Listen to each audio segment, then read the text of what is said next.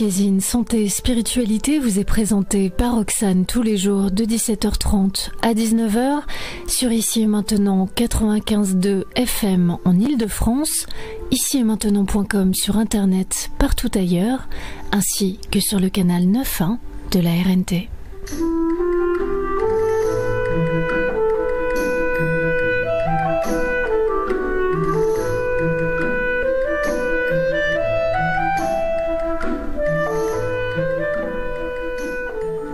Bonjour à toutes et à tous, vous êtes à l'écoute de Radio Ici et Maintenant, 95.2 FM, ici et maintenant.com pour nous écouter et nous voir via Internet. Aujourd'hui, exceptionnellement, le magazine Santé et Spiritualité animé par Yvan. Et j'ai le grand plaisir d'accueillir dans nos locaux Jade Allègre. Jade, bonjour à toi, on se tutoie. Bonjour Yvan, oui. C'est venu naturellement.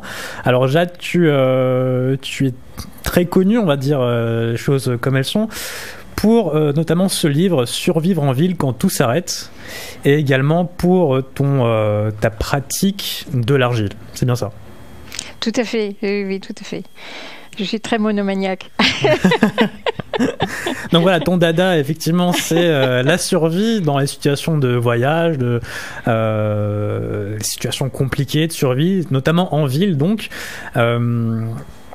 Et tu me le disais hors antenne, ce livre, c'est déjà la seconde édition d'ailleurs, qui est disponible dans toutes les librairies, également sur Internet.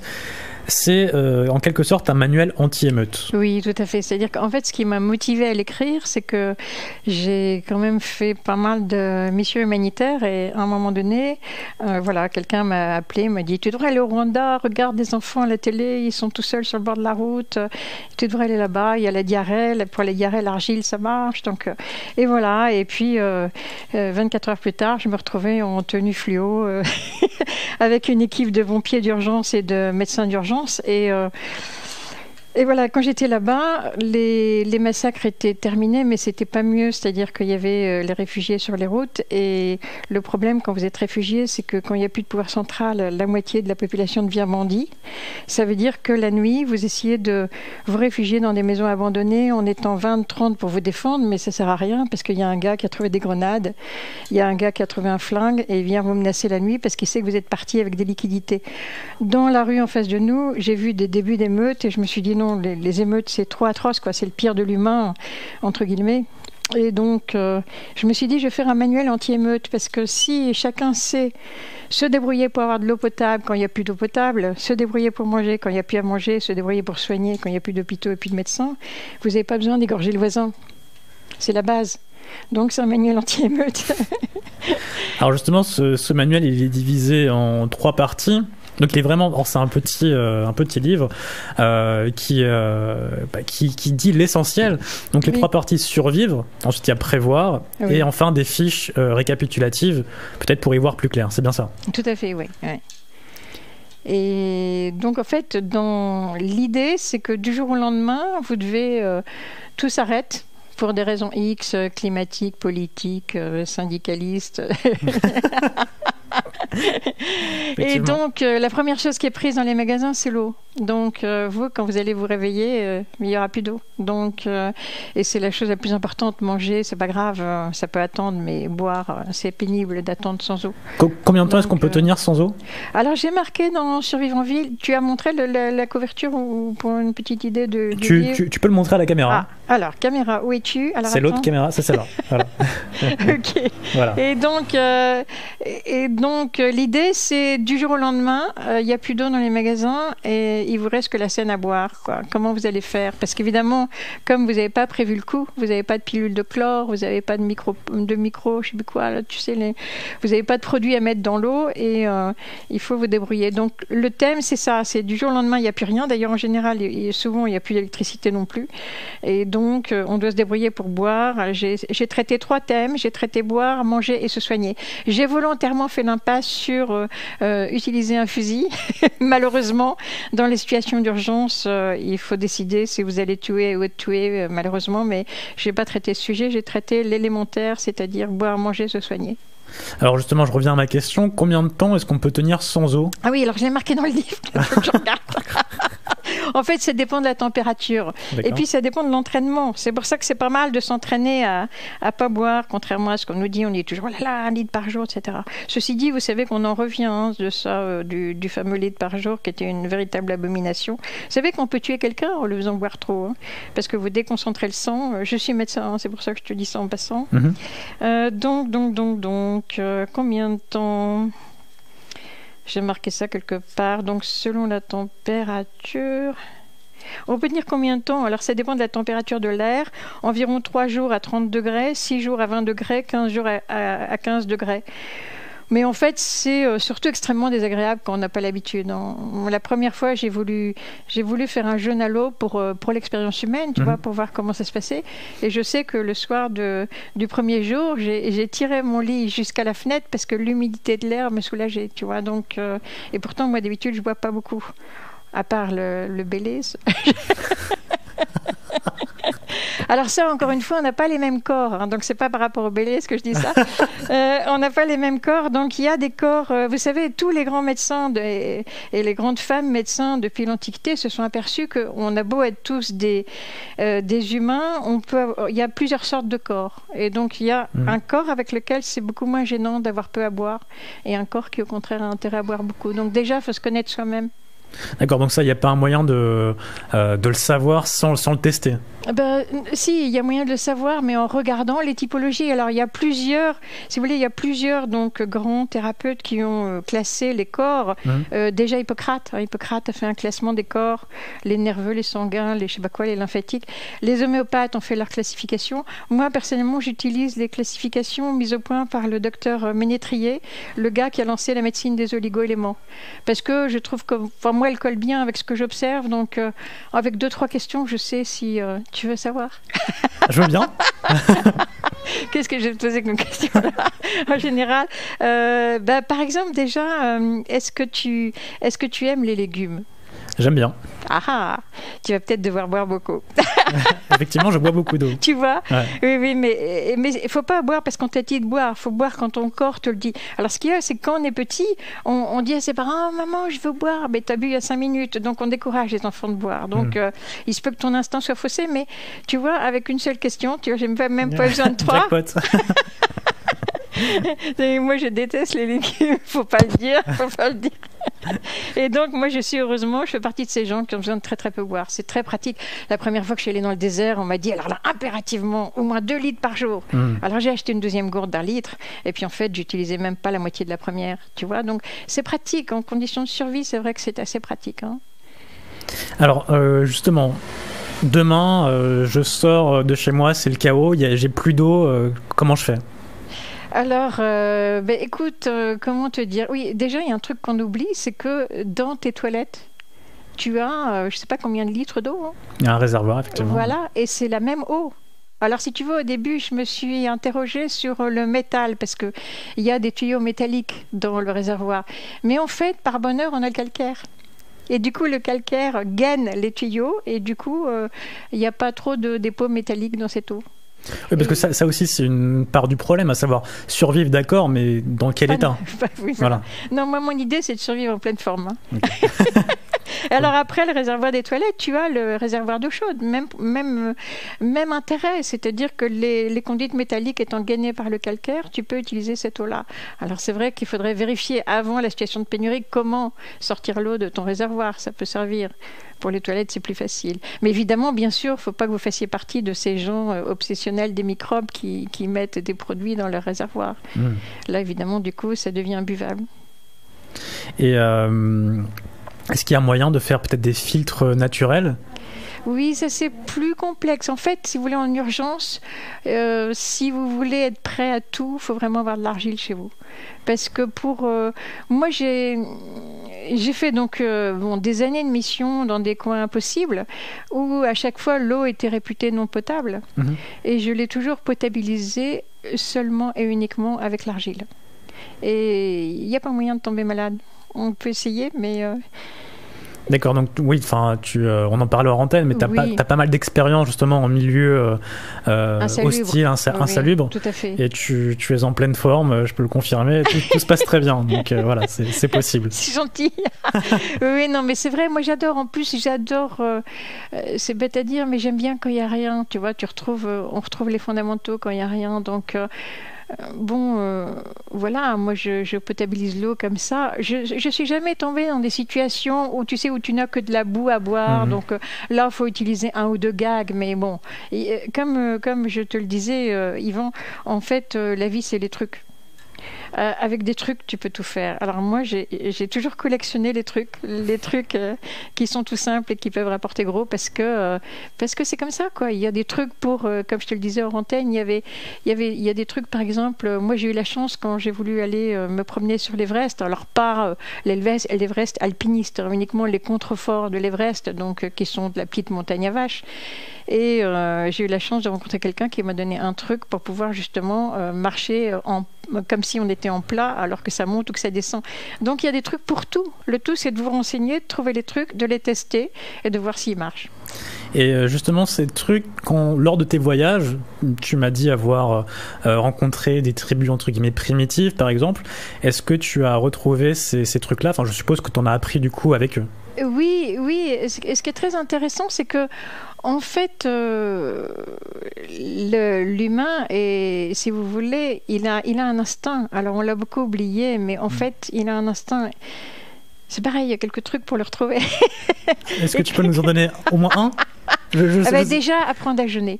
Une fois que vous avez jeûné, vous allez réveiller des tas d'instincts en vous. Pour votre bien ou pour votre mal, je ne sais pas, mais vous allez réveiller les instincts en vous. Et c'est très, très précieux. Par exemple, on ne sait pas la nourriture, on ne connaît pas la relation à la nourriture tant qu'on n'a pas fait de jeûne, parce que du coup, votre corps se recale, si vous voulez, comment vous dire. Il se recale dans ses rails où il n'aurait jamais dû quitter. Combien de temps un jeûne pour se recaler ? L'idéal, c'est d'arriver quand même jusqu'à 3 jours. Mais 3 jours sont suffisants. Hein. Alors moi, quand je vois des gens interviewés disant « Oh là là, ça fait 2 jours que je n'ai pas mangé », je trouve ça ridicule parce que 3 jours sans manger, c'est vraiment rien. Bon, alors maintenant, si vous voulez, c'est comme si vous allez faire un sprint. Il faut faire un peu d'entraînement avant. C'est-à-dire que si vous voulez faire ces 3 jours bien, que vous n'en avez jamais fait de votre vie, il faut bouquiner beaucoup sur le jeûne, il faut lire tout ce que vous trouvez, il faut regarder YouTube et tout. Et puis, si vous voulez démarrer pour 3 jours à l'eau, même 3 jours à l'eau, il faut faire une descente alimentaire progressive. C'est-à-dire que, par exemple, le premier jour, vous enlevez tout ce qui est animal dans votre alimentation. Alors attention, ce qui est animal, c'est aussi le fromage et les œufs, hein. C'est pas que la viande et le poisson. Et puis le deuxième jour, vous pouvez enlever tout ce qui est féculent, par exemple les céréales, les pommes de terre, tout ce qui est féculent. Donc il vous reste que les fruits et les légumes. Et puis le troisième jour, par exemple, vous pouvez décider de passer au jus. Après ça, fruits et légumes, mais en jus. Enfin le 4e jour du coup. Et voilà. Après, parce qu'en fait, c'est une raison très simple, c'est que si vous avez quel âge vous avez ? 28 depuis peu. Et ben voilà. Donc vous avez 28 ans et 9 mois d'intoxication. Donc évidemment, si vous commencez à jeûner, il va y avoir un embouteillage. C'est-à-dire que toutes les saloperies vont se diriger vers la sortie en même temps. Donc c'est pour ça qu'on est obligé de descendre dans le jeûne progressivement. Après, une fois que votre corps a été nettoyé une première fois, là, vous avez refait votre crédit et là, vous pouvez... Maintenant, ça fait très longtemps que quand je jeûne, je fais aucune préparation. Je pars direct en jeûne.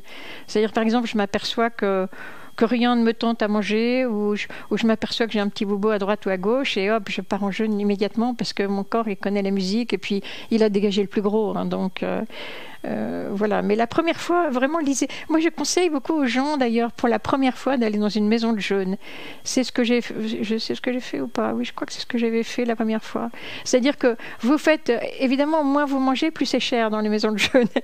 Alors, ce que je recommande souvent aux gens, c'est que vous faites votre descente chez vous, vous faites vos 3 jours de descente alimentaire et vous prenez rendez-vous à la maison de jeûne pour le premier jour à l'eau. Comme ça, vous êtes surveillé par des pros. Parce que, vous voyez, il y a des signes. Le premier jeûne, par exemple, vous allez avoir le cœur qui se met à battre très vite. Donc, vous avez peur. Et en fait, c'est très simple. C'est parce qu'il bat plus vite pour justement faire circuler les déchets plus vite, pour s'en débarrasser plus vite. Mais donc, c'est bien pour un premier jeûne d'être cadré par des pros quand même. Oui, justement, c'est ce que je te disais en antenne, mon exemple personnel où j'avais jeûné involontairement pendant une journée et j'étais complètement à la ramasse. C'était la panique totale. Ouais. Mais on peut aussi faire des monodiètes pour s'entraîner. Donc ça, si vous voulez, tout ça, j'enseigne. J'enseigne ça dans des stages. Là, il y a le prochain stage à Paris sur les techniques de survie, donc le jeûne et tout ça. C'est le samedi 25 juin. De toute façon, on va le rappeler au cours de... Et donc, j'enseigne ça en groupe et j'enseigne ça en individuel. C'est-à-dire si, par exemple, tout d'un coup, tu trouves un boulot génial en Australie, on peut passer 1 heure ensemble et que je te donne les basiques, tu vois. Les basiques sur boire, manger, se soigner. Alors justement, on a fait boire, manger. Alors manger, la première chose pour manger, c'est arrêter de manger. Une fois que tu as arrêté de manger, moi ce que j'enseigne aux gens, c'est comment en fait avoir un équilibre alimentaire avec 3 fois rien. Par exemple, tu vas regarder dans tes placards, il te reste un paquet de nouilles. Alors le paquet de nouilles, il va bien te nourrir. Seulement, pour que ton corps soit content, il faut toujours complémenter les céréales. Hein. Donc comme les nouilles qui sont faites en blé ou en riz, etc. Il faut les complémenter avec les pois chiches, etc. Donc tu vas chercher dans ton placard, derrière le paquet de nouilles, tu vas trouver une boîte de haricots. Et là, tu auras un équilibre alimentaire parfait. Donc, il y a des règles de base à connaître. Et cet équilibre, en fait, il est pourquoi ? C'est pour avoir un apport en acides aminés complet ? Oui, c'est-à-dire que, voilà, je vais t'expliquer. En fait, chaque espèce vivante, hein, par exemple la salade, par exemple toi, hein, vous avez un schéma de protéines idéal. Les protéines sont constituées de pièces détachées qui s'appellent des acides aminés. Et donc, chaque espèce vivante a un schéma particulier d'acides aminés. Par exemple, elle a besoin de beaucoup de tel acide aminé, de beaucoup moins de tel autre acide aminé. Et justement, pour le corps humain, l'idéal, c'est les céréales, par exemple, qui sont, je crois, riches en lysine, mais qui n'ont pas de méthionine. Et les légumineuses ont de la méthionine et pas de lysine. Donc, en fait, tous les peuples, c'est marrant, hein, tous les peuples sur la planète ont découvert cet équilibre spontanément. Par exemple, les Chinois, quand ils vont manger du riz, ils vont manger du soja germé. Les Indiens, quand ils vont manger des lentilles, eh bien, comme par hasard, ils vont manger du pain. Mais il faut le faire au même repas. Parce qu'en fait, les acides aminés qu'on n'a pas utilisés, ils ne se stockent pas. Donc, ça veut dire qu'ils vont devoir être éliminés par les reins. Ils vont vous fatiguer les reins et vous allez rester en carence.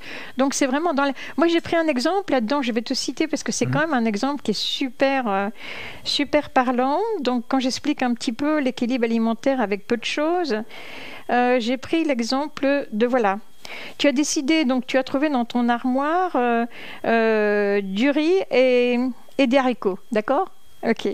Alors, ce qui est très intéressant, c'est que si tu les manges en même temps, ça va te faire... Alors donc, en prenant une quantité de... Alors là, je ne sais plus où j'ai mis la quantité. Oui, c'est ça. Tu prends 1,5 tasse de haricots et 4 tasses de riz, par exemple.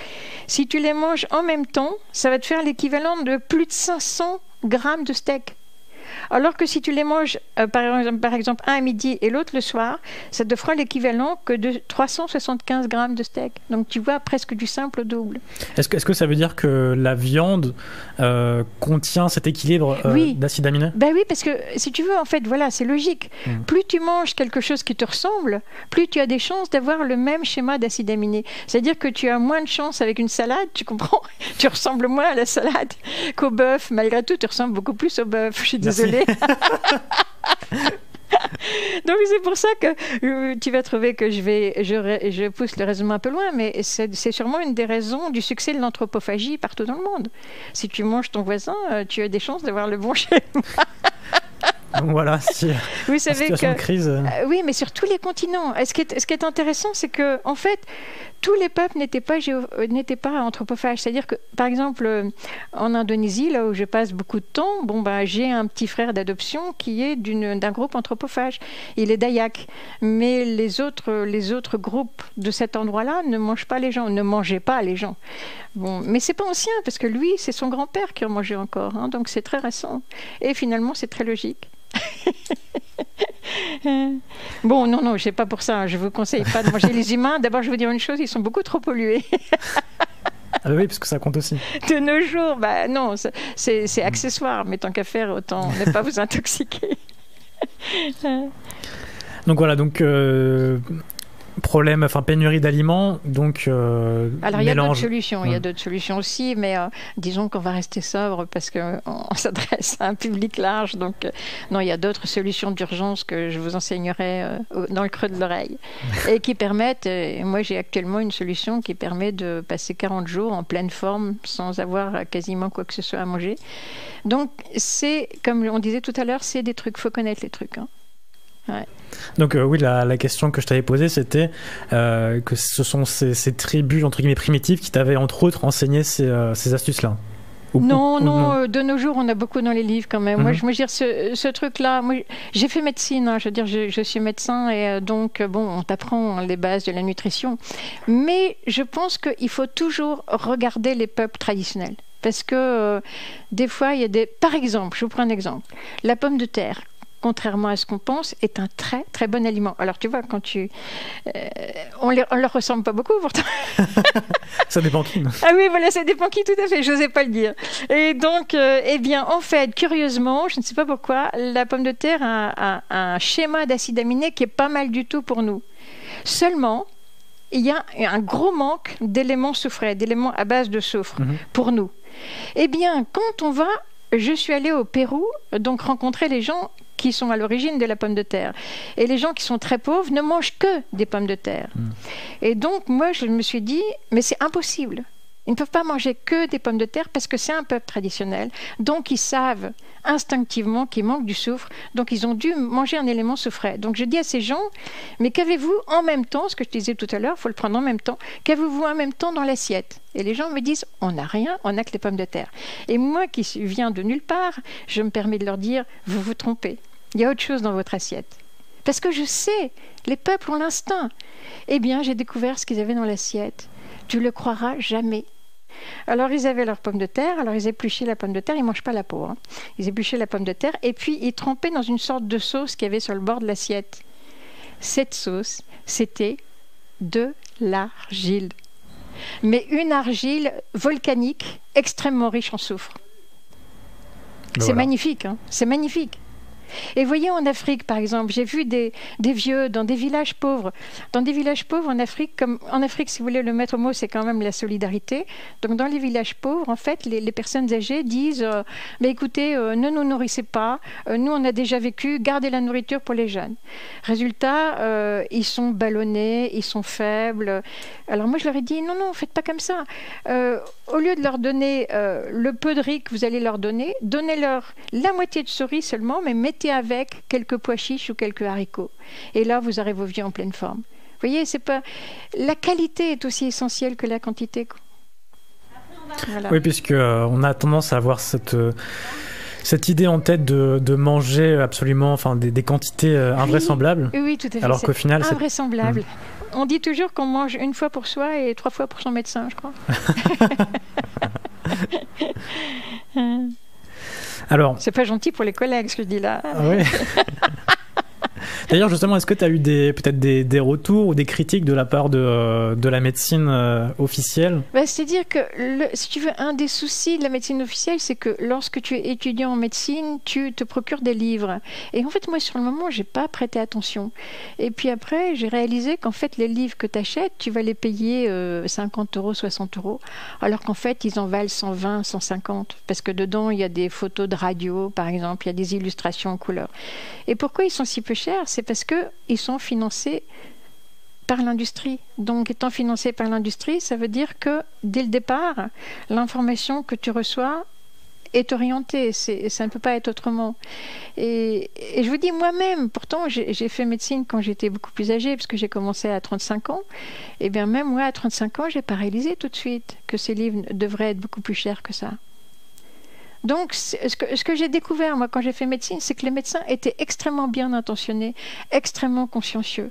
La seule chose, c'est qu'ils sont un petit peu naïfs par rapport à leurs sources d'information, malheureusement. Mais bon, ça évolue quand même. Il y a des gens qui commencent à s'ouvrir un petit peu, à élargir leurs sources, par exemple. On a fait boire, manger, se soigner. Alors juste avant peut-être d'aborder ce point-là et d'autres choses, je te propose qu'on fasse le premier espace promotionnel. Bonne idée. Comme ça sera fait.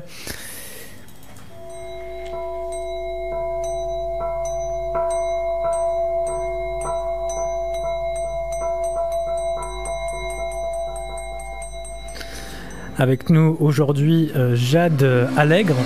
Alors vous pouvez retrouver Jade sur son site internet Jade, J-A-D-E, le tiré du 6, donc le petit tiré Allègre, A-2-L-E-G-R-E.com, jade-allègre.com.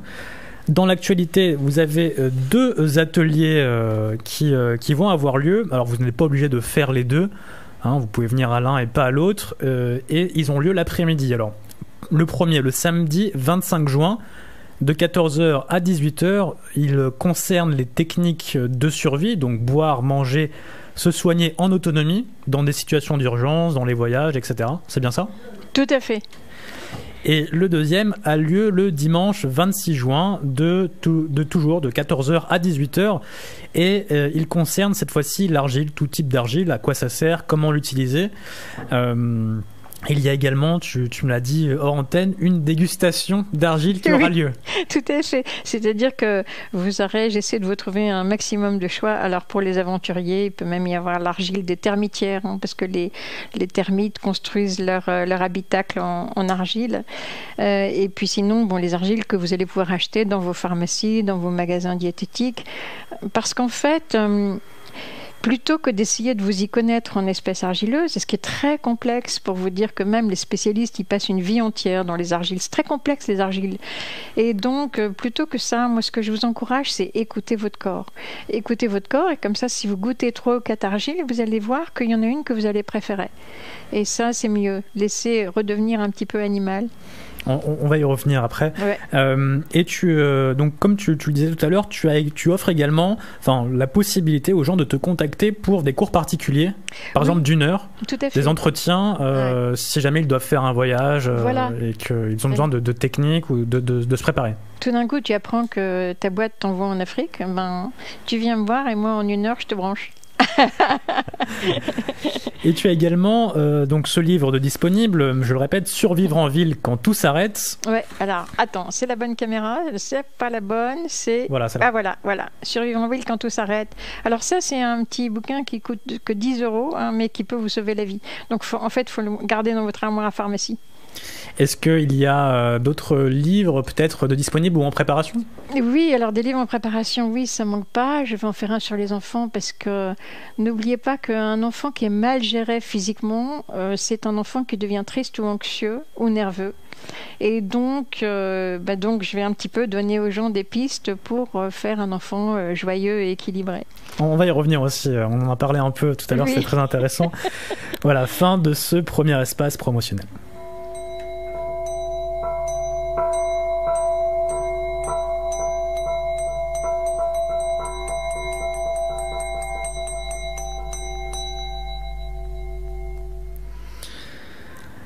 Alors, donc, on parlait de boire, manger et donc se soigner.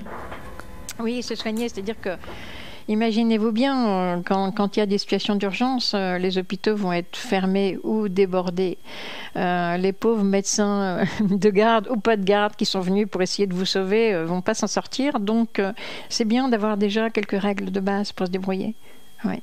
En plus, par exemple, si vous voulez, moi, je prenais comme principe, quand je faisais des missions humanitaires, de manger, boire et dormir avec les gens. Donc, ça veut dire que si je suis au Guatemala, chez les Indiens Quiché, ça veut dire que je dors dans les collines et ça veut dire qu'il y a au moins 2 heures à pied pour aller retrouver n'importe quel poste de santé, sans compter les coyotes, etc. Donc, si vous aimez votre liberté, il faut savoir être autonome, quoi. Pareil au plus pressé, quoi. Et justement, donc ça c'est pour la survie. Dans le bouquin, donc il y a une partie prévision, et tu me disais que finalement tu l'as rajouté après coup, mais que l'essentiel en fait était dans la survie et que prévoir c'était pas forcément nécessaire, c'est ça ? Non, enfin ma thèse de départ c'est du jour au lendemain, vous n'avez rien prévu, donc vous n'avez pas d'eau en stock chez vous, vous n'avez pas de pile de chlore pour la nettoyer, vous n'avez pas un placard énorme, parce qu'en ville, on a des logements petits, donc on ne stocke pas beaucoup. Donc, et en plus, si vous voulez trouver, il y a évidemment les parcs publics, si vous connaissez un petit peu les plantes. Par exemple, il y a des arbres dont on peut manger les feuilles crues. Par exemple, le bouleau, au printemps, vous pouvez manger les feuilles, le tilleul aussi. Le bouleau, je ne sais plus, vérifier s'il faut le cuire ou pas, mais en tout cas, le tilleul, c'est certain, vous pouvez manger les feuilles crues, et c'est délicieux. Donc c'est vrai qu'il faut connaître. Bon, alors dans mon petit livre, c'est vrai que j'ai mis les trucs qu'on ne peut pas confondre. Par exemple, le trèfle. Le trèfle, on a au moins 36 espèces de trèfle en Europe et elles sont toutes comestibles. Donc un trèfle, tout le monde sait reconnaître, tu vois. Les feuilles de fraisier, c'est hyper riche. Je crois que ça, je ne sais plus quoi, 5 fois plus de vitamine C qu'une orange, les feuilles de fraisier. Donc, faut regarder autour de soi, quoi. Faut apprendre à... L'idéal, il y a un petit livre, je ne voulais pas amener, c'est dommage, il y a un petit livre que je trouve merveilleux, c'est, je crois, Survival ou Survive, tout simplement, je crois qu'il s'appelle. C'est des commandos anglais qui ont fait ce petit livre. Et ils vous disent, ce qui est intéressant, c'est en fonction du climat où vous habitez, bon, par exemple, si vous êtes en climat tropical, en climat tempéré, repérez quelques plantes banales que vous pouvez manger en situation d'urgence. Mais c'est sûr que ce n'est pas gagné parce que au moment des camps de concentration, il y a des prisonniers qui se sont mis à manger toutes les herbes qu'il y avait autour des bâtiments. Et le problème, c'est qu'ils ont eu des gros troubles digestifs parce qu'ils n'avaient pas du tout habitué leur corps. Donc c'est pas mal de repérer quelques plantes très communes et si possible qui poussent en toute saison. Parce que vous ne savez pas si la pénurie va être en plein décembre. Ça ne sera pas nécessairement juste dans l'été quand vous avez toutes les plantes. Tous les fruits. Mais moi par exemple, si je sortais de l'hôpital, sur les pelouses négligées de l'hôpital, je mangeais des petites plantes en partant à mon métro. Je veux dire, on peut s'habituer progressivement. Justement, c'est la question que j'allais te poser. Est-ce que tu as déjà fait le test, par exemple sur Paris, de passer une semaine en mode survie ? En fait, moi, tu sais, je me casserai pas la tête parce que moi, pour une semaine, je jaune. Hein. Il n'y a pas besoin de m'embêter. C'est vrai, donc je vais pas me casser la tête. Non, c'est pour les autres que je vais aller rechercher les plantes, tu vois, mais pour moi, c'est pas la peine. Ça t'a pris combien de temps justement à acquérir cette capacité et ces connaissances ? Enfin, tu t'intéresses à ça depuis longtemps, non ? Toute une vie, on va dire. Hein. Moi, j'ai commencé dans ma famille. Mais non, toute une vie. Et c'est comme ça, petit à petit, vous récoltez un truc, puis vous récoltez un autre. Et surtout, testez tout. D'abord, testez-le avant d'être en situation d'urgence, parce que comme ça, vous saurez quoi en penser. Attendez pas d'avoir le couteau sur la gorge, si on peut dire. Et tu me parlais d'une expérience qui avait été faite avec des enfants d'un orphelinat. Oui. Est-ce que tu pourrais l'évoquer ? Ah oui, c'est extrêmement intéressant. Parce que vous savez, on pense toujours, comme je disais tout à l'heure, que l'être humain n'a plus d'instinct, mais c'est totalement faux. C'est totalement faux. Et donc là, c'est une expérience qui a été faite en Europe, je ne sais plus dans quel pays, mais j'ai gardé le document, donc pour ceux intéressés, je peux vous le communiquer. Et donc, c'est une étude qui a été faite sur des enfants d'orphelinat. Ils ont fait une expérience, comme ça se fait malheureusement souvent avec les enfants d'orphelinat, mais enfin, là, c'est une expérience positive, heureusement. Ils ont voulu voir si les enfants avaient de l'instinct. Donc, ils ont mis à disposition de ces enfants toutes sortes d'aliments en libre service total. Et ils avaient même, parmi les aliments, ils avaient même mis du foie de morue. Et vous savez que nos grands-mères disaient que c'était très mauvais, mais en fait, c'est très bon, le foie de morue, il faut essayer, c'est exquis.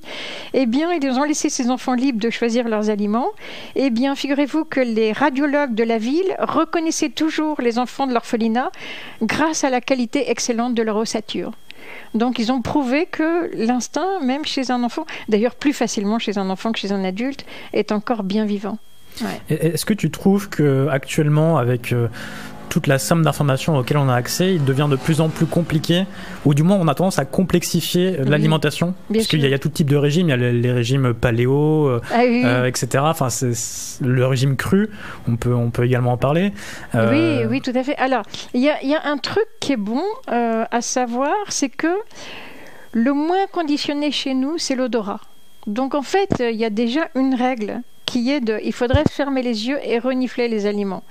Mais pour ça, malheureusement, notre odorat ne marche que sur des aliments crus. Parce que quand on était paléo... et donc ça, c'est une règle. Et c'est comme ça justement, je t'interromps juste quelques instants. Ça me fait penser à... J'ai lu hier un article sur un enfant qui avait été retrouvé en France je crois que c'était les années 1800 et quelques. Oui, c'est passionnant. Ouais. C'est Victor de l'Aveyron. C'est ça. Et en fait, à chaque fois qu'on lui présente... Enfin, une fois que... Donc c'était un enfant qui avait été élevé seul, il s'est élevé seul dans la forêt, il avait été abandonné. Tout à fait. Et quand on l'a retrouvé, chaque aliment qu'on lui présentait, Avant, il le reniflait, il le sentait. Tu vois, il faut lire ce document. Je vous en supplie, lisez ce document. Il y a le compte-rendu de son précepteur. Parce qu'ils l'ont capturé, ce pauvre enfant, parce qu'il n'avait aucune envie de se faire capturer. Ils l'ont attrapé et ils l'ont donné à un précepteur. Comme ça qu'on dit, non? Un tuteur. Percepteur, c'est autre chose. Pardon, on a compris l'idée. Et donc, il faut lire ce document, mais c'est passionnant. Par exemple, le précepteur dit c'est terrible parce que quand je l'emmène en promenade, au lieu de marcher tranquillement à mes côtés, il trotte tout autour. Donc vous voyez, en effet, l'allure normale, c'est le trot en fait. La marche, c'est vraiment une attitude qu'on va s'arrêter, mais l'attitude normale. Par exemple, moi, quand je travaillais avec des sages-femmes traditionnelles au Guatemala, quand elles se déplaçaient pour aller voir les dames en état de grossesse pour les préparer, elles trottaient. Quand j'ai employé des Sherpas sur l'Everest pour porter des bagages, les Sherpas, ils trottent. L'allure normale, c'est le trot. Donc on apprend énormément avec ce document et vous allez tomber sur des tas de perles, en particulier que son précepteur trouvait qu'il était anormal et qu'il était diabolique parce qu'il ne souffrait pas du froid et du chaud. Par exemple, en plein hiver, il était tout nu dehors et par exemple, mais j'ai moi-même de la peine à le croire, mais je l'ai vu dans le document, paraît-il que quand on faisait justement bouillir des pommes de terre, il les prenait à la main sans se brûler. Tout à fait. Oui, tu as vu, c'est incroyable.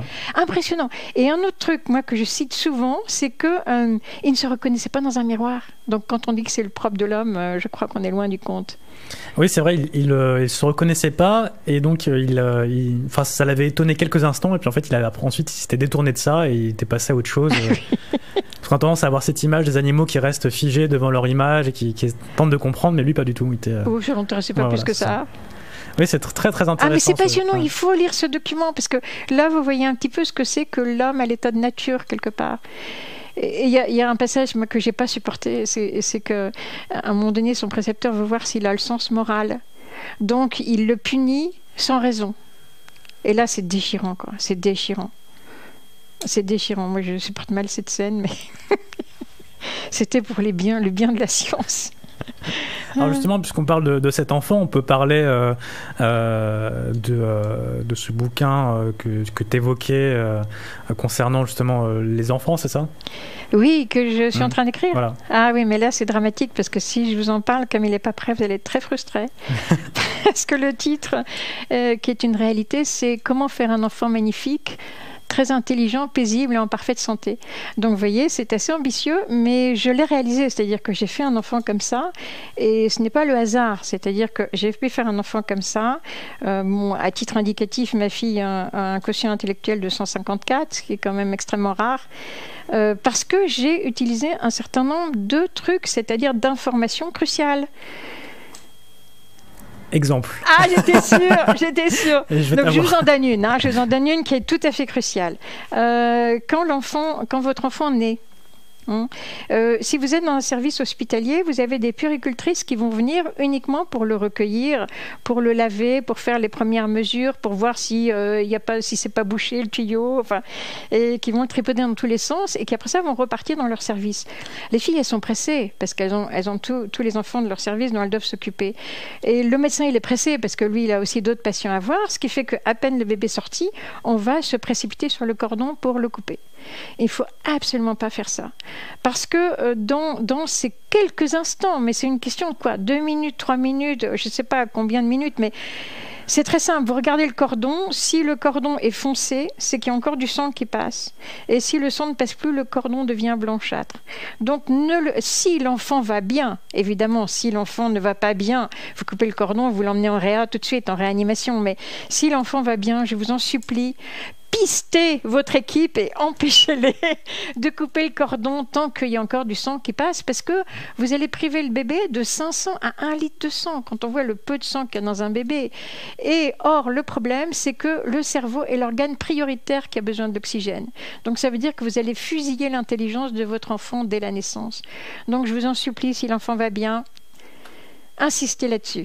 Là, vous savez tout. Vous avez déjà un bon truc. Il n'y en a pas d'autres? Ah, il y en a plein d'autres. Alors, juste brièvement, ton point de vue sur l'école, puisque quand il naît, d'accord, mais après, il y a l'éducation aussi. Oui, c'est-à-dire que après, chacun fait ses choix, mais comme par hasard, les enseignants font souvent le choix. Moi, je faisais partie d'un groupe de parents qui scolarisaient à la maison. Et vous voyez, donc on s'était regroupés pour que nos enfants puissent être en contact les uns avec les autres, pour avoir un soutien juridique, aussi savoir comment faire au niveau administratif, pour partager entre nous, etc. Eh bien, dans ce groupe d'enfants scolarisés à la maison, il y avait quasiment que des profs comme parents. Et c'est vrai, si vous voulez, que le gavage de l'enfant par des milliers de connaissances dont il n'a pas besoin, c'est une des meilleures façons de tuer son intelligence. Justement, tu me donnais une citation tout à l'heure. Terrible celle-là. Ah non, mais tu peux nous la dire ? Non, mais là, tu es méchant avec moi. Là. Oui, je disais que je suis tombée un jour sur cette citation qui dit « Si tu veux vaincre ton ennemi, éduque ses enfants ». Et c'est vrai que, si vous voulez, on est à l'époque où les enfants vivent en groupe. Donc déjà, vous, en tant que parent, vous aurez une influence minime sur les enfants. La plus grosse influence, ce sera celle de leur groupe d'âge. Donc ne perdez pas le peu de possibilités que vous avez d'être en contact avec eux.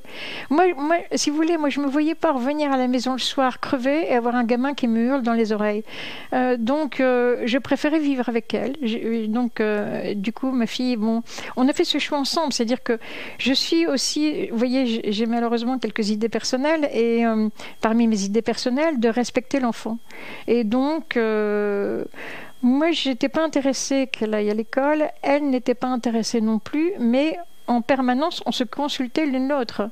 Et j'allais même lui faire visiter des écoles, on va dire, plus créatives, que je trouvais intéressantes. Mais toujours, elle me disait, non, écoute, moi, j'ai aucune envie d'avoir 30 gamins sur le dos toute la journée. Imagine-toi, est-ce que ça te plairait d'avoir 30 adultes sur le dos, même des amis, tout le temps ? Moi, je veux vivre ma vie, faire mes trucs. Et du coup, elle rencontrait des enfants dans des activités comme elle suivait un cours de magie, un cours de bricolage, vous voyez. Et en fait, les enfants, on en rencontre tout le temps. Mais on a eu un très gros avantage, outre le bénéfice pour l'intelligence, bien sûr. On a eu un très gros avantage, c'est qu'un enfant qui a cette chance de vivre avec ses parents n'est pas raciste pour l'âge. C'est-à-dire qu'un enfant qui va à l'école, il va penser que tous les gamins qui ont un an de plus ou un an de moins ne sont pas fréquentables.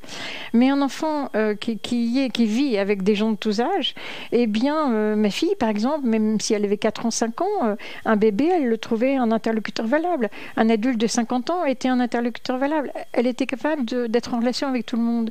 C'est un des avantages qu'on a eu, mais on en a eu plein d'autres.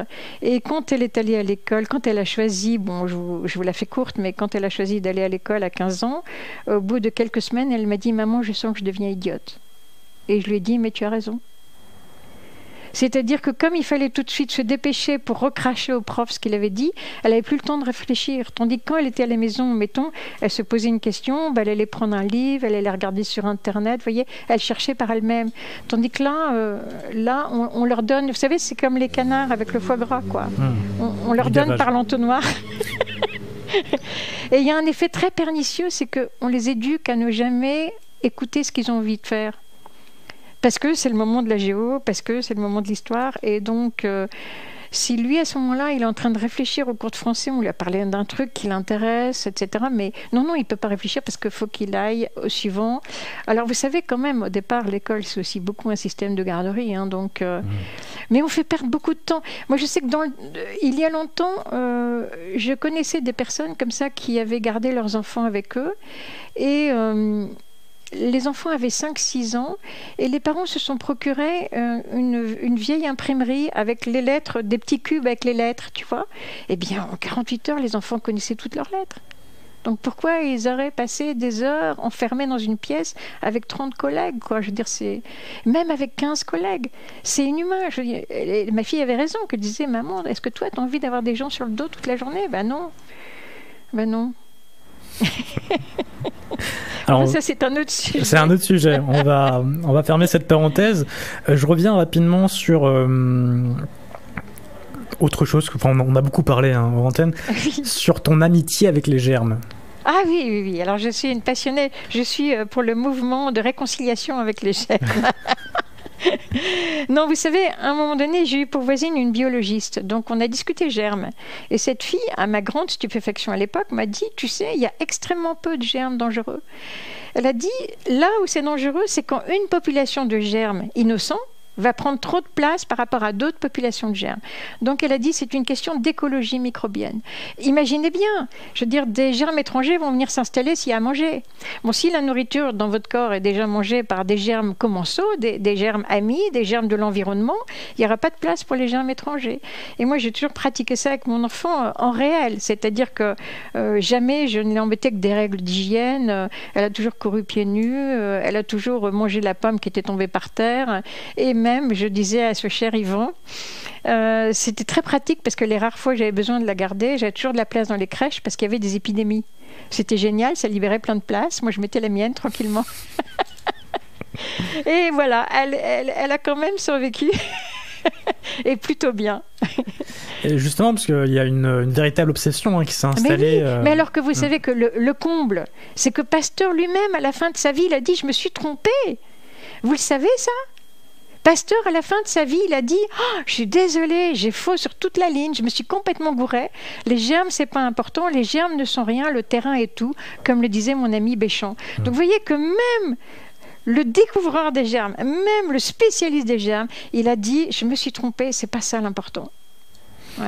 Parce qu'on voit de plus en plus de gens, par exemple dans le métro, qui font attention où ils mettent les mains ou qui ont des gels sur eux anti-germes, anti-microbes, etc. Ça fait marcher le commerce, c'est ça qui est bien. Ça fait vendre des crèmes, ça fait. Mais si vous voulez être en sécurité, sortez de ça, sortez de ça. La seule façon dont vous puissiez être en sécurité, c'est d'être ami avec vos germes. Vous savez qu'on a beaucoup plus de germes que de cellules dans notre corps.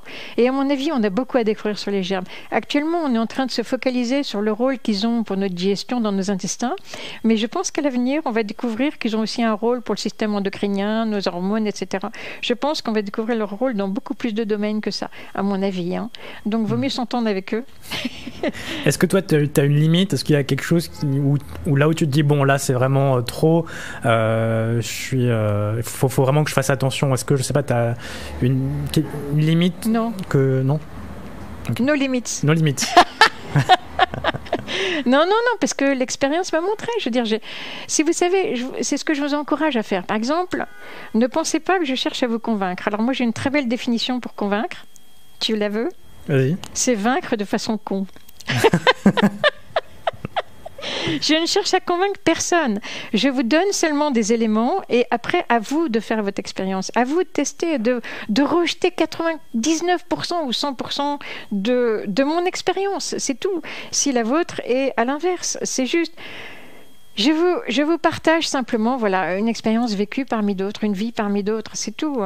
Après, c'est à chacun à voir midi à sa porte, comme on dit.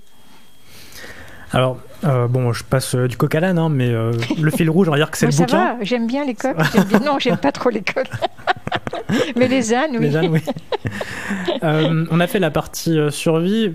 Quel conseil tu donnerais aux gens qui veulent quand même se préparer un peu ? On sent qu'il y a peut-être des tensions au niveau de la société, que ça peut peut-être dérailler. Voilà. Quel conseil, selon toi, Dans quel domaine ? Dans quel domaine ? Dans quel domaine ? Dans le domaine santé, par exemple, ou dans le domaine manger, dans le domaine boire on peut faire les trois. On va dire pour toi l'essentiel. L'essentiel, apprendre à jeûner. D'accord.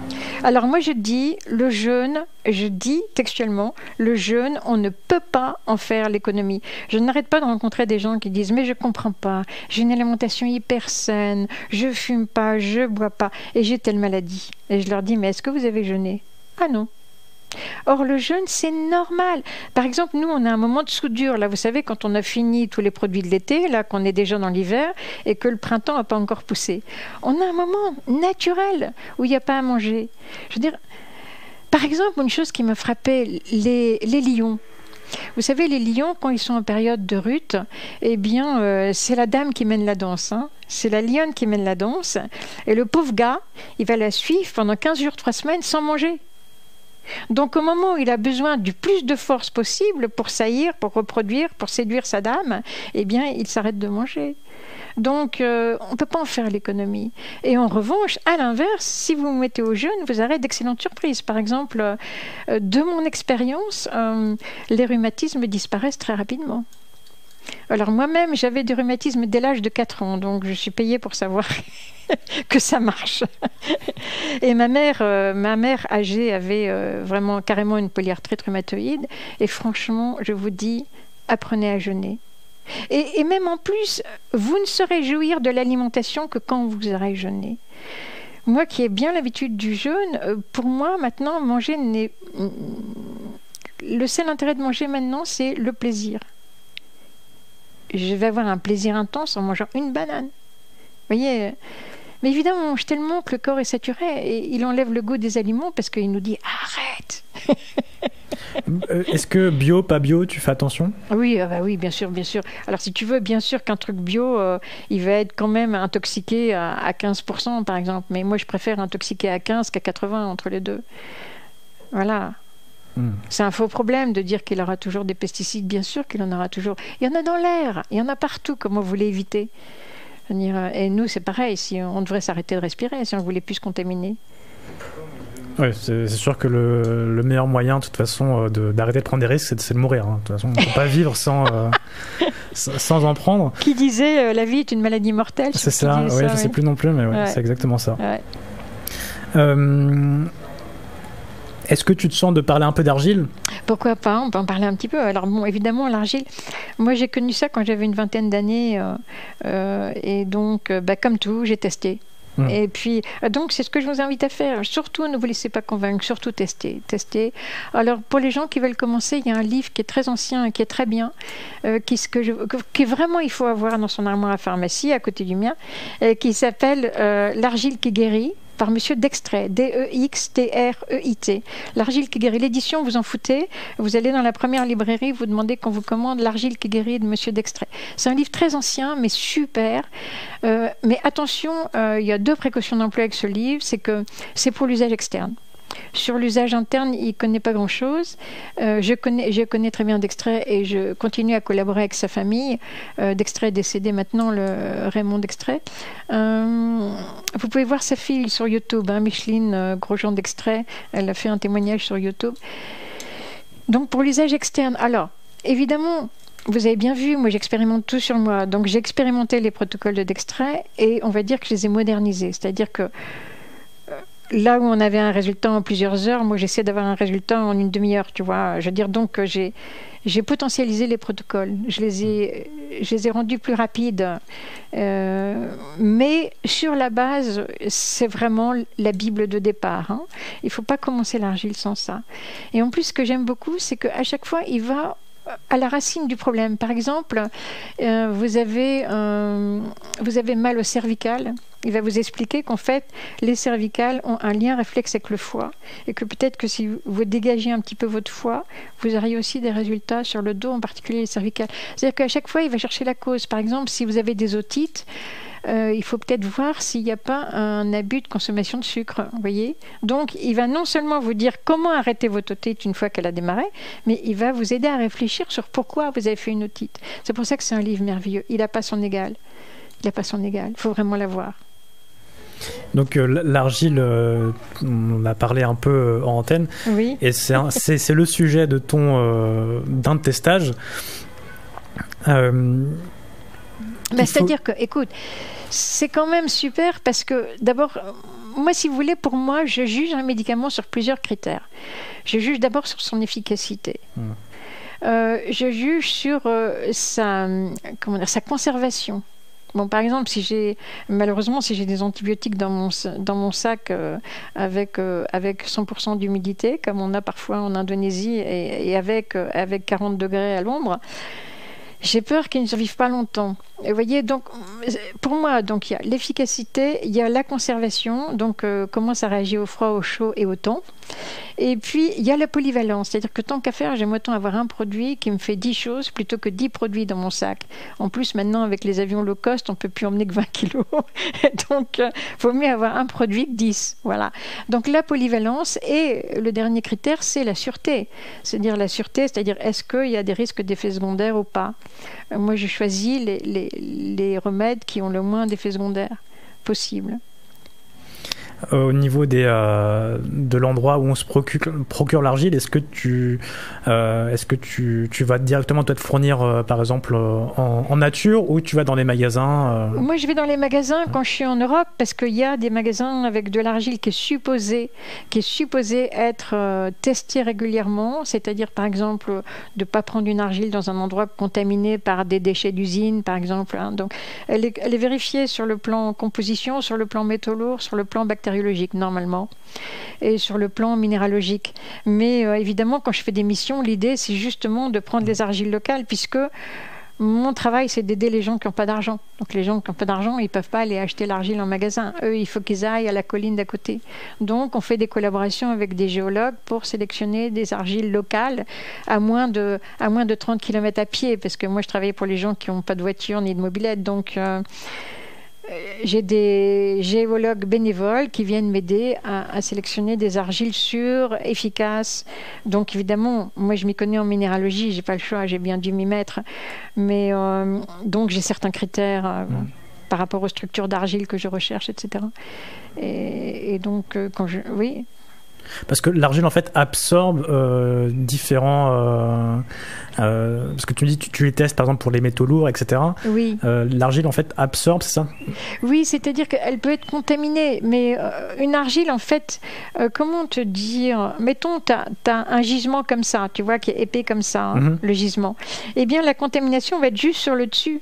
Parce que l'argile, elle attrape tellement les poisons qu'ils vont tous être concentrés dans les 10 premiers centimètres. Donc déjà, une règle, si un jour vous êtes en situation de survie, que vous devez vous procurer par vous-même des argiles dans la nature, la première règle, c'est, moi je dis, 50 centimètres en dessous des failles de sécheresse. C'est-à-dire que si vous avez des failles qui creusent 1 mètre, vous prenez 1,50 m en dessous.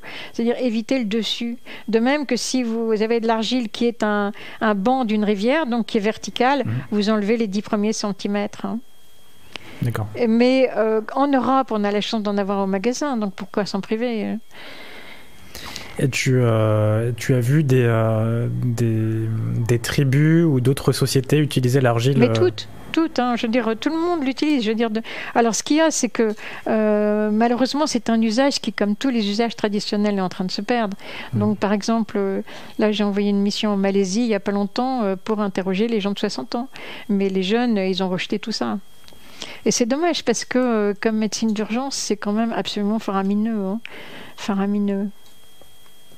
Ouais, et donc, non seulement tous les peuples humains l'utilisent, quasiment, hein, je veux dire, c'est exceptionnel un peuple qui ne l'utilise pas, mais en plus tous les animaux. C'est-à-dire que mon chien, par exemple, il est allé éventrer le plastique d'un sac d'argile pour pouvoir manger l'argile qui était dedans. Je veux dire, les oiseaux en mangent, les serpents en mangent, tout le monde. Tout le monde, vraiment tout le monde, quoi. Ouais. Alors je te propose, Jade, qu'on aborde la deuxième page promotionnelle et qu'ensuite on accueille les auditeurs qui pourraient te poser des questions. Ça marche ?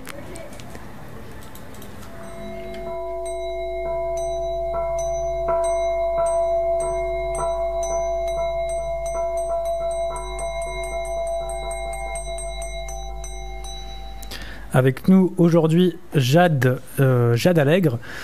Vous pouvez la retrouver sur son site internet jade-allègre.com.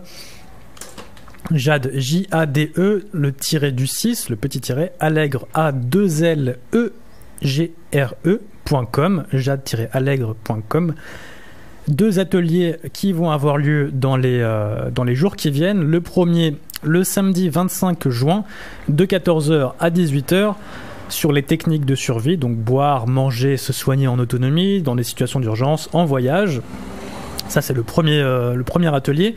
Le deuxième, le dimanche 26 juin, de 14h à 18h, sur les différents types d'argile, à quoi ça sert, comment s'en servir, comment les reconnaître. Également une dégustation qui aura lieu. D'ailleurs, question que je t'ai pas posée, ces ateliers, ils auront lieu où ?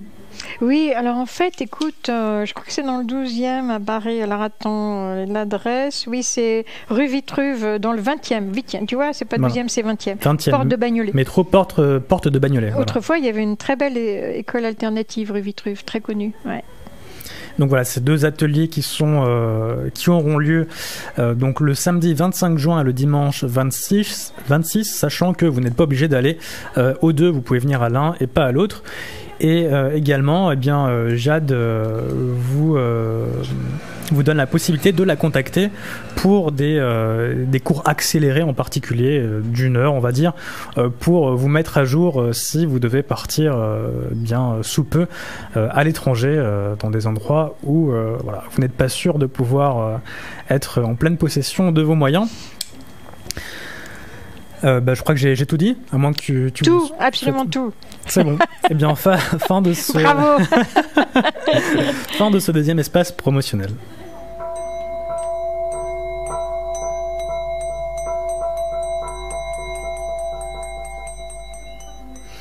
Alors, auditeurs et auditrices, vous avez la possibilité d'appeler dès maintenant au 08 92 23 95 20 pour poser vos questions donc à Jade Allègre qui est avec nous cet après-midi dans les locaux de la radio.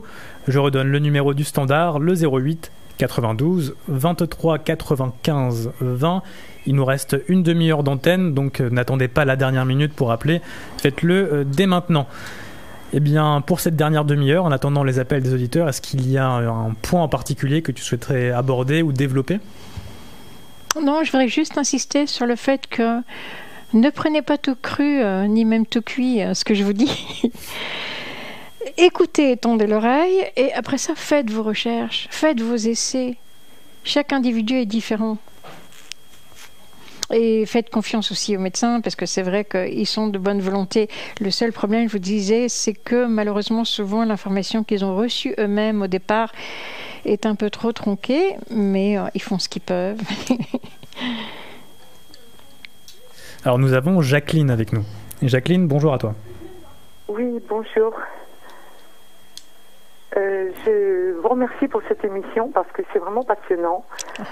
Et je voudrais poser une question à Jade Allègre. Je voudrais lui demander qu'est-ce qu'elle pense de l'argent colloïdal. Alors là, je vais vous répondre tout de suite, je ne connais pas assez. Alors pourquoi je ne connais pas assez ? Parce que c'est vrai que, si vous voulez, avec l'argile, j'ai tellement de réponses sur tout, que comme je vous disais, sur pratiquement tout, donc...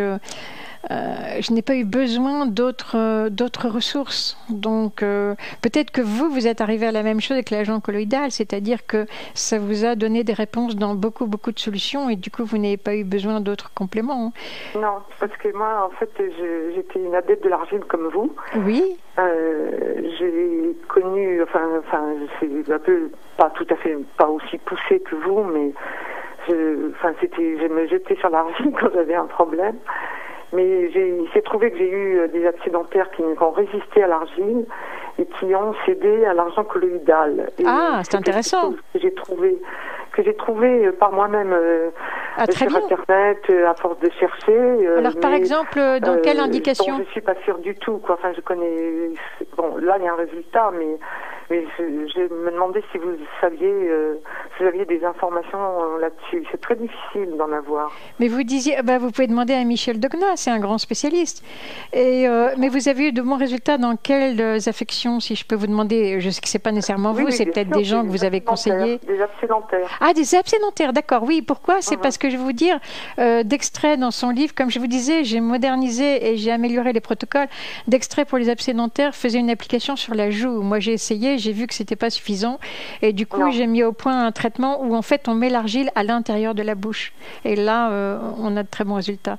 Mais pourquoi pas l'argent colloïdal ? Moi je suis tout à fait ouverte. Vous m'avez demandé de regarder, vous avez dit demander à Michel Dogna, D-O-G-N-A. Ah oui, d'accord. Voilà, vous allez taper sur Internet, vous allez trouver tout de suite. Ok, merci beaucoup. Avec plaisir, Jacqueline. Voilà, Jacqueline. Au revoir. Au revoir, bonne soirée. Et nous accueillons Janine. Janine ? Oui, bonjour Madame Allègre. Bonjour Janine. Je vous écoute avec beaucoup d'intérêt. Et je viens justement cet après-midi de chez un ophtalmo. J'ai l'œil gauche qui a peu de vision et l'opération, ça paraît même difficile, la cataracte étant très vieille et très ancienne. Alors moi, je n'ai pas d'autre désir que de conserver mon œil dans l'état où il est, mais la cataracte va s'augmenter et un jour, je ne verrai plus de cet œil. Alors, madame, est-ce que vous avez déjà jeûné ? Première question. Non, pas non. Vraiment. Alors mais déjà, 85 ans. Oui, mais c'est pas une raison. Il n'est jamais trop tard pour bien faire. Alors moi, ce que je ferais, si j'étais vous, hein, j'ai pas encore 85, mais ce que je ferais sans hésiter, si j'étais vous, c'est que je ferais ce qu'on appelle une monodiète, c'est-à-dire que un jour par semaine, vous allez choisir un fruit ou un légume que vous adorez. Qu'est-ce que vous adorez comme fruit, par exemple ? Il y en a aucun ? Les pêches, mais c'est pas en saison, les pêches, les fraises. Mais justement, attendez la saison.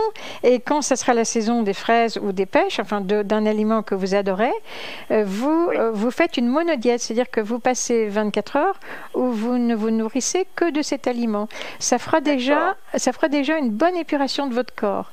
Et évidemment, bien sûr, et en externe, prenez votre livre de Dextrait dont je parlais tout à l'heure, et l'argile, voilà, et faites des applications. Moi, ce que je fais quand c'est des problèmes long terme, vous voyez, comme une cataracte, ce que je trouve assez pratique, c'est de le mettre pour dormir.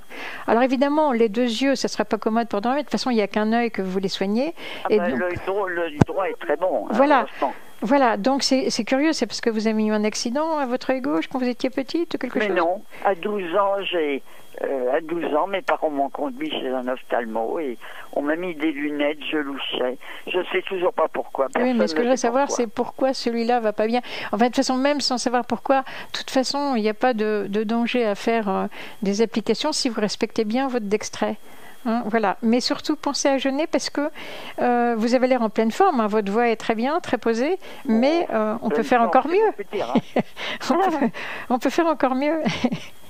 Voilà, donc pensez aux monodiètes. Hein. Je me fais des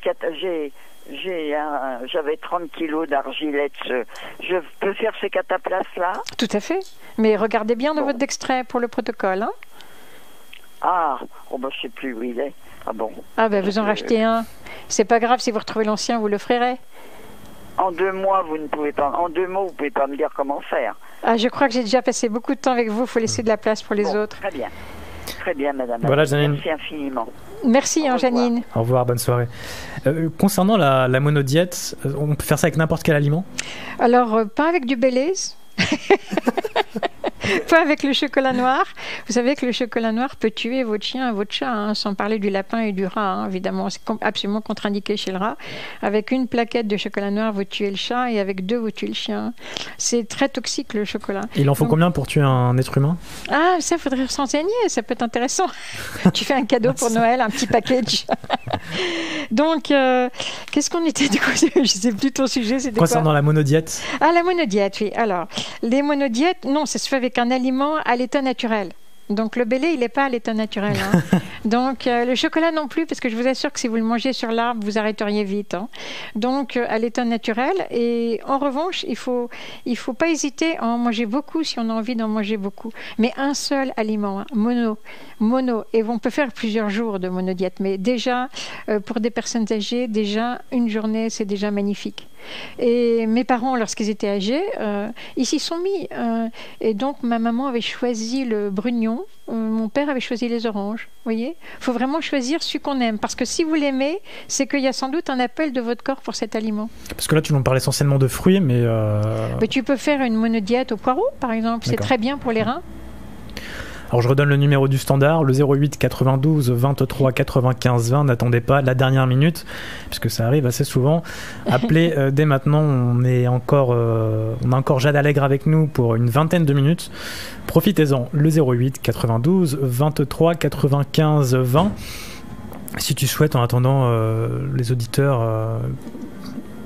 prolonger un point qu'on a déjà évoqué. Qu'est-ce qui pourrait être intéressant ? Non, c'est vrai que je reviens tout le temps. Je veux dire, ça change tout. Moi, maintenant, je te dis, je ne mange plus par faim. Je mange par plaisir, quoi. Qu'est-ce que mon corps a envie ? Quand vous tombez dans l'envie du corps, mais évidemment, ceux qui m'entendent, si vous jeûnez pas, vous n'avez pas d'envie vraie. Donc, vous trouvez plus de goût ni de plaisir à manger. C'est vraiment dommage. C'est un des grands plaisirs de la vie, hein, quand même. 08 92 23 95 20. Et justement, oui, ce plaisir qu'on prend à manger, je te le disais, hein, moi-même, oui. J'en ai pas énormément. Enfin, disons que je fais plus les choses de façon mentale que l'instinct. Et tu m'expliquais que justement le jeûne, peut-être aussi l'argile, permettait en quelque sorte de retrouver ton instinct. De retrouver l'instinct. Toi, par exemple, je veux dire, il y a des chances que si tu écoutais ton instinct, par exemple, oui, en effet, boire beaucoup d'eau, toi, dans ton genre de corps, faire du sport, crucial dans ton genre de corps. Alors que tu vois, dans le mien, non. Dans le mien, c'est bien de faire du sport, c'est bien pour tout le monde, mais dans le mien, c'est pas une priorité. Tu vois ? Et tu vois, certains corps, quand on est fatigué, certains corps, faut se reposer, et d'autres corps, au contraire, faut pas se reposer du tout, il faut aller faire du sport, tu vois. J'en fais déjà beaucoup, mais... Ah, c'est vrai, ouais. C'est bien, c'est bien. Je te demande quoi ? Je suis curieuse, hein. Qu'est-ce que tu fais comme ça ? Je suis pas sûre que ça intéresse les auditeurs. Non, si, c'est important. Pour le sport comme pour le reste, il faut choisir celui que vous aimez, hein. Faut surtout pas se dire bon c'est la salle à côté de moi alors je prends, ça me barbe mais je vais prendre quand même. Non, prenez ce que vous aimez et on peut faire progresser son corps en devenant champion de ping-pong, hein. C'est pas obligé de faire du sport de combat, hein. En tout cas, voilà ce que si on pouvait peut-être résumer ton message, c'est vraiment s'écouter soi finalement. Voilà, retrouvez-vous. Retrouver soi. Retrouvez-vous parce que et pareil, moi mon enfant, je l'ai toujours écouté physiquement. Je vous prends un exemple. Vous avez un genre de corps qui a froid le matin, mais il se trouve que votre enfant, il a le corps inverse. Il a le corps qui a trop chaud le matin. Et alors vous allez lui dire ah mais il fait froid, faut que tu mettes un pull, alors que lui il étouffe déjà. Moi, j'ai vu ma fille qui avait le corps opposé au mien. J'ai vu ma fille un jour arriver dans une maison de campagne absolument glacée, trempée d'humidité. Elle avait un pull et elle me dit « Maman, je veux me mettre torse nu ». Or, elle avait froid. J'ai accepté. Et bien, quelques minutes plus tard, son corps était bouillant. Vous voyez, les enfants ont souvent besoin de sentir l'air sur la peau. Donc, faites confiance à l'enfant. Et de même, si je pense qu'elle a trop chaud et que qu'elle est encore très petite, je peux faire le signe. Vous voyez, commencer à faire semblant que je lui enlève le pull. Et si elle accroche les bras pour le garder, je lui obéis.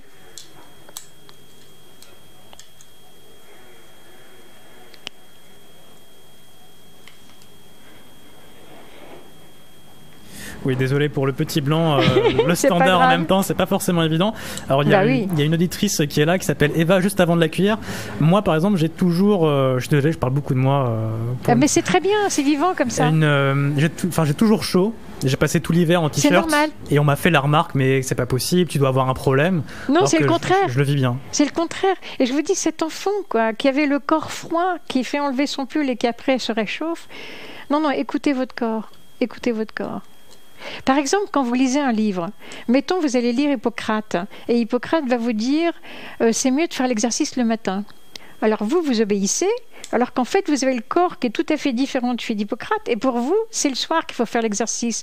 Donc méfiez-vous des livres, parce que la seule chose que vous dit le livre, si Hippocrate me dit il faut faire l'exercice le matin, eh bien je sais quel genre de corps a Hippocrate. Mais ça ne veut pas dire que ça va convenir au mien. Donc c'est pour ça qu'il faut toujours tout tester soi-même, toujours. Alors nous avons Eva et Monique, on va écouter Eva en premier puisqu'elle a appelé avant. Eva, bonjour à toi. Bonjour Eva. Eva. Oui, c'est moi. Bonjour. Je vous écoute attentivement parce que j'ai un énorme problème qui me rend malade. Qu'est-ce que vous proposez Oh là là, je bégaye. Contre les acouphènes. Ah ça, malheureusement, je n'ai pas de solution. Vous voyez, il y a des trucs où j'ai pas encore trouvé. Moi, je sais que si j'avais ça, madame, écoutez-moi bien. Si j'avais ça, ce que je testerais, c'est l'élixir du suédois. Vous allez trouver ça en pharmacie, élixir du suédois. Vous le mettez coupé d'eau, c'est-à-dire moitié élixir du suédois, moitié eau. Et normalement, pour protéger le conduit de l'oreille, parce que vous pourrez le mettre donc dans l'oreille, dans le conduit de l'oreille, mais pour protéger le conduit de l'oreille, avant, il faut le graisser avec un petit peu d'huile de table ou avec de l'huile d'amande douce, enfin comme vous voulez. Et après ça, vous mettez votre tampon avec moitié élixir du suédois. Si vous voulez... élixir du suédois. Voilà, c'est un très bon produit, très ancien à base de plantes. Moi, c'est ce que j'essaierais. Et l'autre chose que j'essaierais, c'est de m'endormir le plus souvent possible en ayant mis de l'argile en pâte derrière le pavillon de l'oreille. Alors là, attention, pas du tout dans le conduit, hein, uniquement derrière le pavillon de l'oreille. Moi, c'est les deux choses que j'essaierais, mais comme je n'ai pas de recul, je ne peux pas vous dire si ça marche ou pas. Bon, mais j'ai déjà essayé ça. Merci infiniment. Ok, bonne journée. Bonne journée. Au revoir. Au revoir. Et nous accueillons Monique. Bonsoir. Bonjour Monique. Je voudrais savoir s'il est possible de mettre de l'argile sur un poignet cassé où il y a 3 broches et une plaque. Alors bon, faut pas oublier que normalement, broche et plaque, ils les ont accrochées, hein, ils les ont pas mis comme ça en libre dans votre articulation. Donc, il y a combien de temps? Le 11 avril. Ah oui, c'est tout récent. Alors, moi, j'ai tendance à dire aux gens de ne pas se précipiter sur l'argile après une opération, pour une raison très simple, c'est que même quand mes confrères ont la plus grande rigueur, il y a toujours quand même un petit peu de saleté qui sont mis à l'intérieur lorsqu'on ouvre, hein, même si on fait extrêmement attention. Le problème, c'est que l'argile est très radicale. Donc, si vous l'appliquez, elle va vouloir absolument faire sauter les poings pour faire sortir ce qu'il y a d'infection à l'intérieur. Alors évidemment, c'est dans une bonne intention, mais du coup, elle risque de vous faire une cicatrice beaucoup moins belle quand ça va se refermer. Donc moi, ce que j'ai tendance à dire, c'est que attendez un mois avant d'utiliser l'argile, comme ça la peau sera tout à fait ressoudée et vous pourrez améliorer localement tout en ne prenant pas de risque. Parce que j'ai déjà commencé, donc. Oui, mais après, c'est votre vie, encore une fois. Si vous m'avez bien écouté... Il m'a dit que je pouvais en mettre, mais bon, c'est vrai que j'étais un peu quand même en questionnement par rapport à ça. Mais c'est votre vie, Monique, donc il n'y a que vous qui savez. Hein. À vous de tester, à vous de faire vos essais, et à vous surtout de retrouver votre instinct et de voir ce que vous dit votre corps. D'accord. Ok ?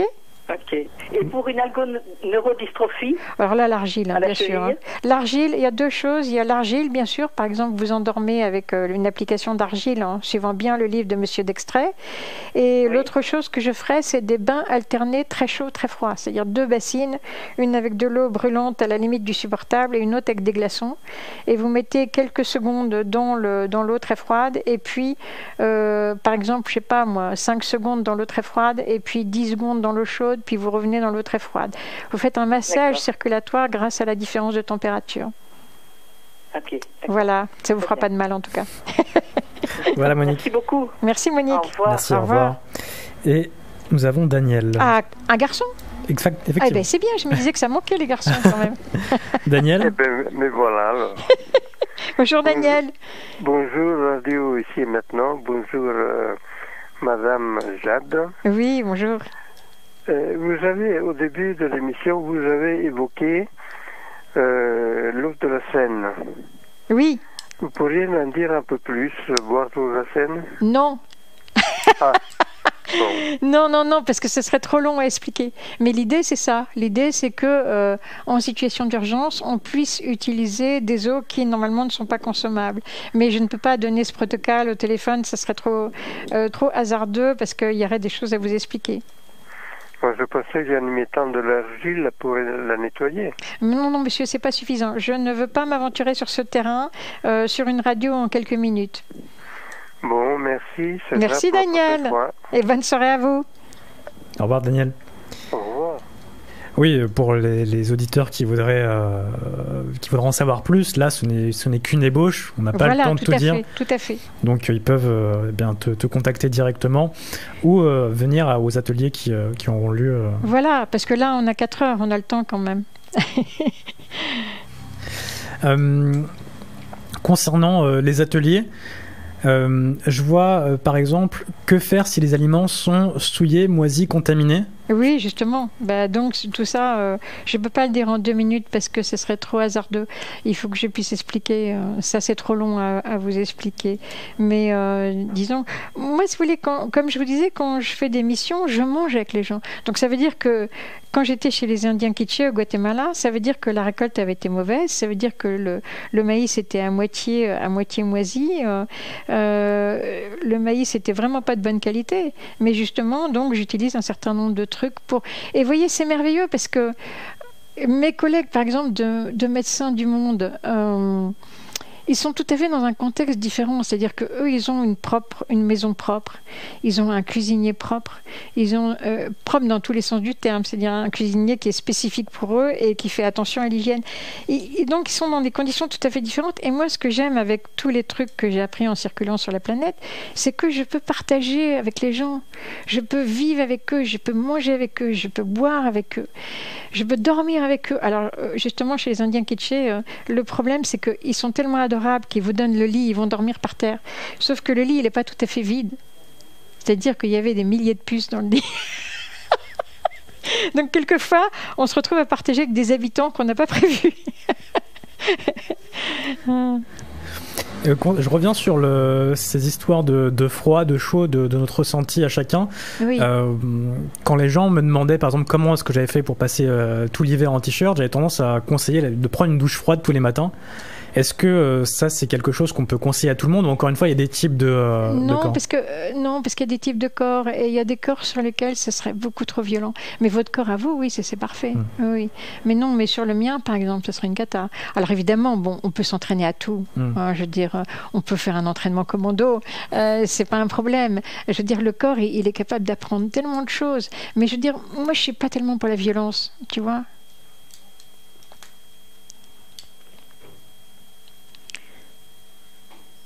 Voilà, encore une fois, le téléphone qui sonne au bon moment. Nous avons Gilles avec nous. Gilles, bonsoir à toi. Ah, un garçon. Oui, bonsoir. Bonsoir Gilles. J'entends pas forcément très bien. J'ai appelé au sujet du jeûne. Oui.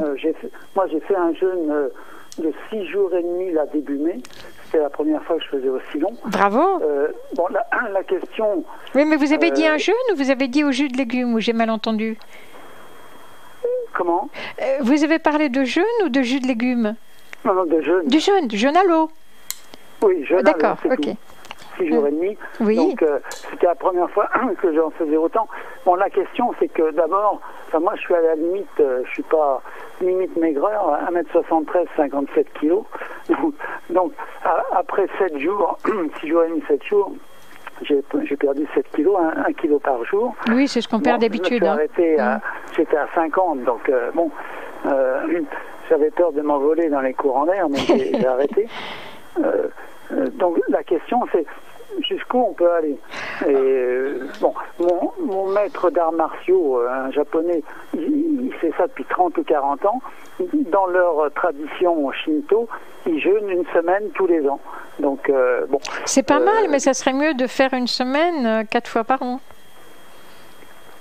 Une semaine, 4 fois par an? Ben oui, par exemple, nous qui avons 4 saisons, nos grands-mères savaient que... Moi, j'avais une grand-mère, quand on arrivait chez elle l'été, on avait tous le droit à la purge. Hein. C'était un peu dur. Mais je veux dire, mais elle avait raison.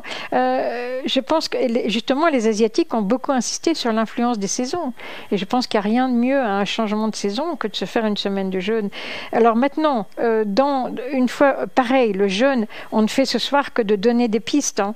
Mais le jeûne, bien sûr, après, il faut étudier le jeûne, il faut étudier qu'est-ce qui se passe si on est en sous-poids, il faut étudier tout ça. Hein. Ça ne se dit pas en 3 minutes au téléphone sur une radio, même si une radio super. C'est plus complexe que ça. Mais ce que vous pouvez faire dans ce cas-là, c'est vous pouvez chercher des adresses de bonnes maisons de jeûne. Je sais qu'il y en a en Allemagne qui sont très réputées. Et vous la clinique, oui. Bircher, je ne sais pas comment elle s'appelle encore. Et donc, oui, vous avez le nom, enfin il y en a plusieurs, mais il y en a de très réputés, et vous leur passez un coup de fil, vous demandez à parler à un des médecins conseils, et vous lui présentez votre souci. C'est le mieux. Mais enfin, je me demandais s'il y avait... Parce qu'il ne faut pas en faire une performance physique du genre... Ah mais moi je suis contre la performance. Non, je vous parle simplement de rendre le corps heureux, c'est tout. Hein. Ouais, pour rendre le corps heureux, il faut jeûner de temps en temps.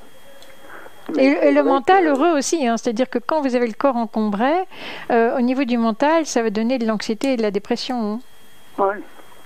Ah, mais après ce jeûne-là, c'est quand même une épreuve, un effort, mais après on se sent bien. Ben oui, on se sent tout léger. C'est ce que j'en ai retiré. Oui. Et ça résout effectivement beaucoup de choses.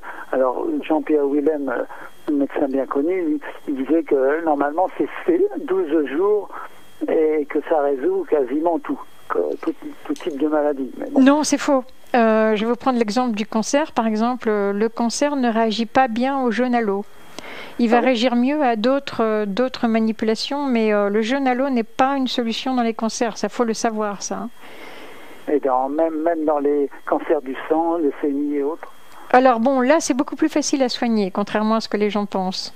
Mais quand je vous passe de cancer d'organes, si vous voulez, cancer organique, franchement, moi, j'ai assisté dans ces derniers jours une personne très connue qui venait de 40 jours de jeûne à l'eau. Et donc, lui et sa femme ne comprenaient pas qu'ils sont en train de mourir. Et il avait des problèmes de cancer. Et moi, je lui ai dit et répété que le jeûne à l'eau n'était pas un traitement, en tout cas, pas de façon générale, un traitement du cancer. Il faut le savoir. Hein. D'accord. Et sur les leucémies ou... Ça, je vous dis, c'est beaucoup plus facile à soigner. Il y a plein de solutions. Mais je ne peux pas vous les dire au téléphone. Sinon, je me retrouve directement en procès. Même si je suis médecin. Vous savez que nous, les médecins, on est obligés de faire beaucoup plus attention à ce qu'on dit. Si je n'étais pas médecin, je pourrais me permettre des propos un peu aventuriers. Mais en tant que professionnel, je suis obligée de me tenir à une certaine rigueur. Voilà, Gilles. Bon, merci, Gilles. Je serais peut-être amené à voir où on peut vous trouver. Oui, bon courage. Voilà, Gilles, au revoir. Au revoir. Et juste avant d'aborder le dernier espace promotionnel, une question très rapide. J'ai entendu dire que lorsque on mangeait plus que ce que le corps veut recevoir, on avait tendance à avoir le nez bouché. Je crois que ça va dépendre des corps aussi, là, tu sais. Mais en tout cas, ce qu'il faut savoir, c'est que ce qu'on mange en trop, ça se transforme en graisse, hein, c'est-à-dire ça se met en stockage. Donc, voilà. Et moi, j'ai vu beaucoup de gens aussi me dire « Ah, mais j'ai beaucoup trop de cholestérol, mais je comprends pas, je mange rien de gras. » Certes, mais tout ce qu'on mange en trop se transforme en graisse. Il y a aussi une question de... Et puis, il faut réfléchir à la question du cholestérol, parce que vous savez que quand même, c'est la base de nos hormones sexuelles. Donc, il ne faut pas être trop méchant avec son cholestérol. Voilà, nous allons aborder le dernier espace promotionnel.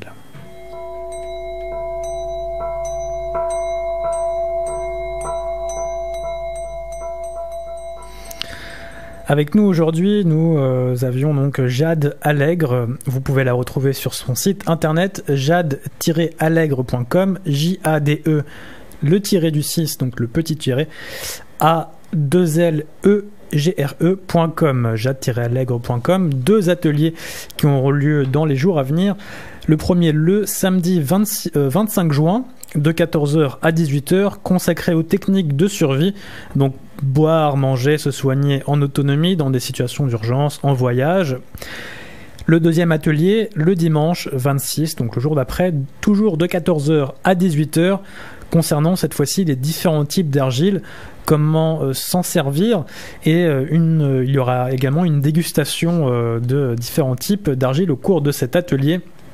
Donc ces 2 ateliers, donc du samedi 25 juin et du dimanche 26, auront lieu rue Vitruve, dans le 20e arrondissement. Je suppose qu'on peut retrouver tous les renseignements sur le site, Jade ? Oui, bien sûr. Oui.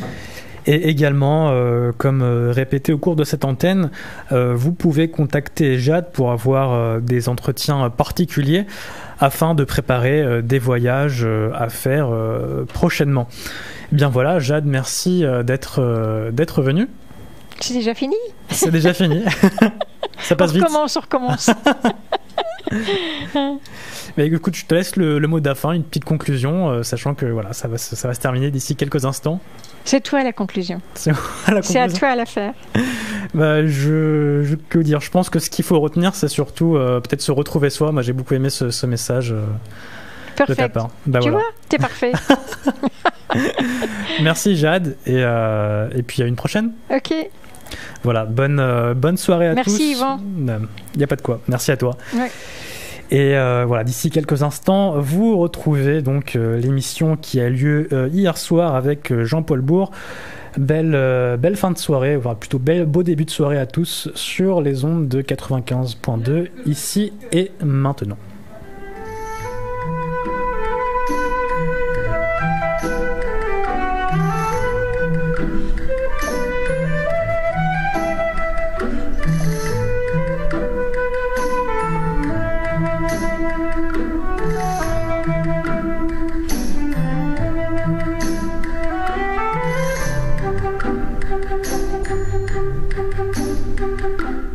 magazine Santé et Spiritualité vous est présenté par Roxane tous les jours de 17h30 à 19h sur Ici et Maintenant 95.2 FM en Ile-de-France, ici et maintenant.com sur Internet partout ailleurs, ainsi que sur le canal 9.1 de la RNT.